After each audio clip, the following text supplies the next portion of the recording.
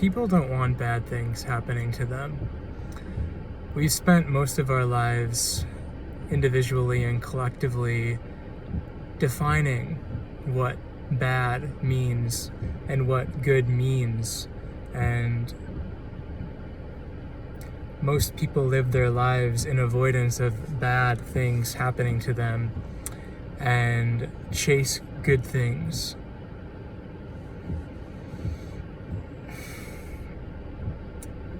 But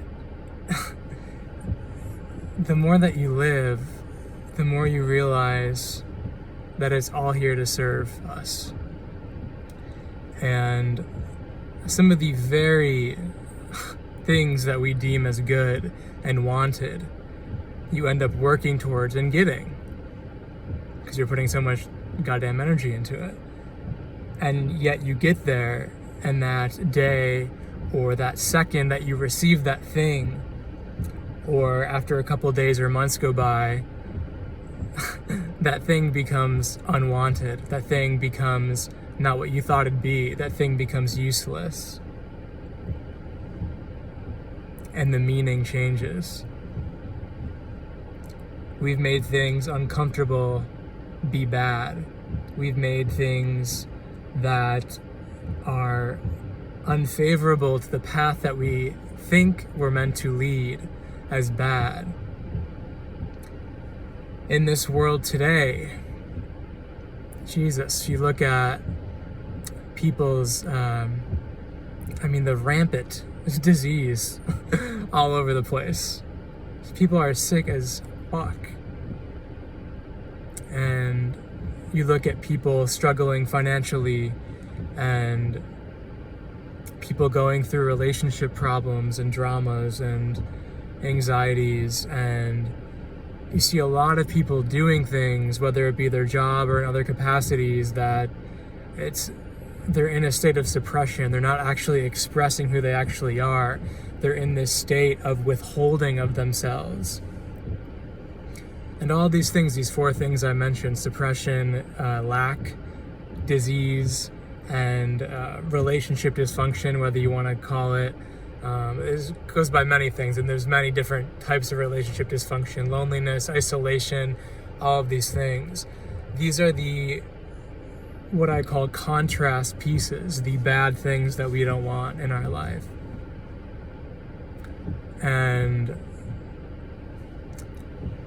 the thing is, without these things, we wouldn't be able to move towards the good. Without the yin to the yang, without the ups and the downs, there would be no momentum in life. There would be no sharpening of ourselves in life.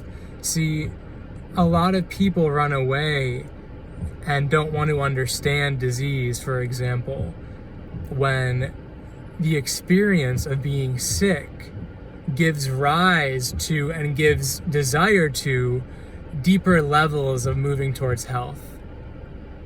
Same with people who are broke. Feeling the restriction and the lack, whether it be around money or other circumstances, motivates people in the direction to figure out, to take a look at abundance. Pain is such a beautiful teacher. I'm not talking about suffering. There's a big difference between suffering and pain. Pain is inevitable. Suffering is holding on to something. It's resisting. But when we talk about pain, pain is part of contrast. It's pain that births so many things. Again, when you're sick, that pain bursts you wanting to get better. That pain in a breakup bursts you becoming someone new that perhaps has outgrown the relationship. The pain of suppression bursts your confidence into allowing yourself to express yourself unapologetically, like you did when you were younger. things are so temporary. Things are so temporary, and people get so caught up on thinking the pain of something will last forever, thinking they're going to be broke forever, thinking that it's going to hurt to express themselves forever because they're not used to it yet, thinking that they're going to be alone forever, thinking they're going to be sick forever. So they run away from the contrast instead of working with the contrast. The light switch of life switches the other direction when you start working with the contrast. When you breathe into the contrast, when you befriend the contrast and no longer continually run away from the contrast.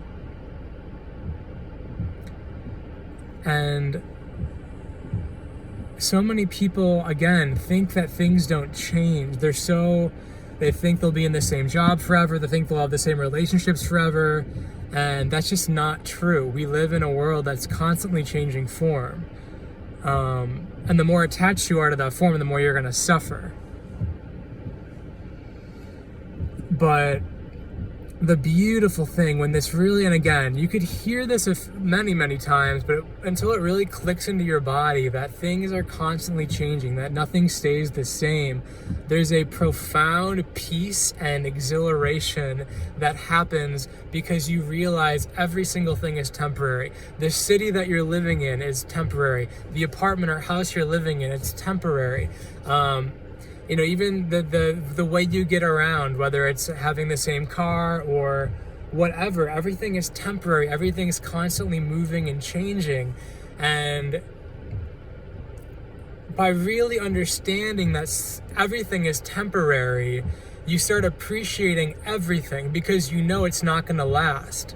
The good is not going to last, so you are fully present with it, but also at the same time, the pain and the bad times in life are never going to last. So you stop clinging to them and just experience them. And when you do that, you can receive the gifts and the codes of those experiences. There's so much wisdom in pain. There's so much intuition in pain. When you get your heart broken by someone that you loved, or someone that you loved and that you were fully enmeshed with, when you feel that break, it breaks you open. It's like one of those lights that glow in the dark that you have to break for the light to infuse up and to initiate the light. That's exactly what happens in a breakup. You break that fucking stick, and you can see things and have access to things by facing and feeling that pain and moving through that pain. It's the same thing when you look at disease. I'm gonna do another video I'm gonna do a lot of videos on disease, but when you face and you cry and you feel the emotion of the disease and you break down emotionally, you surrender to the dis-ease and start working with it. You start getting these codes of not only on a subconscious level how to heal, but you start naturally implementing habits that are at a higher, you can call it frequency, or at a higher level of existence where you're no longer a match to the disease, and you clear the disease from your body. When you start expressing yourself, which can be very fucking uncomfortable if you're just starting to express yourself. I mean, I've been on this path for only like 5-ish years. Just really coming out and actually owning parts of who you are. And when you do that, it can be very painful. It can be very uncomfortable. Because not only are you around people that are probably still judging themselves, but as your authentic self comes up, you're looking at it again, feeling that initial judgment that you've been judging yourself for so long for, and clearing it. So it can be very uncomfortable. It's a gentle process that takes time. What I'm saying is, there's codes, there's information, there's growth and expansion and a better life for you when you start seeing the contrast, the things that we've defined as bad in society, as maybe not so bad and as a gift. And everything that's going on in the world now, I mean, I don't think you could argue or debate that we've been more enslaved collectively as a human race, unconsciously, at any other time in humanity as we are right now. Collectively, everyone under a spell.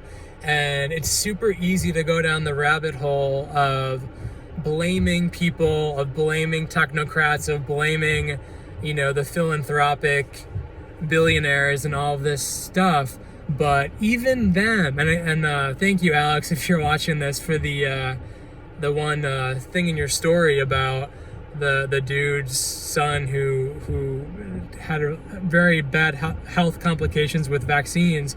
But through that, their family woke up and their family grew, and they wouldn't be living the lives they are now without it. So what I'm saying is, it's so easy to get caught up in, blaming the evil, or blaming or becoming victim to what's going on in the world right now, and the enslavement that's happening in the world right now. But at the same time, this is paradoxically what is allowing us to be free and more free and more free. The funny thing about, you can call it evil or lack of light or whatever you want to call it, is that agenda runs in perfect harmony with the awakening agenda. It's very paradoxical, but it's true. The more that enslavement consciousness is brought into this earth so people can see what's actually been going on for many, many years, and see the contrast. If we stop defining it as bad, if we stop being victims to the contrast at a collective level, we can start seeing the gift in it. We can start seeing, holy shit, if this stuff didn't happen, I wouldn't be as a great of a researcher and intuitive person as I am now. I wouldn't have known how deep the corruption goes in these systems that are now starting to collapse. The education system, the medical system, et cetera, et cetera, et cetera. The banking system. It is a huge fucking gift what's happening right now. And sometimes you're going to feel pain, and sometimes it's going to feel bad, and of course, feel what you're feeling, but at the same time, know that everything is happening perfectly. Everything is synced. Everything, again, the yin is affecting the yang. It's, we can't be moving towards this light without this darkness coming up, to help us keep being, to sharpening the blade of light.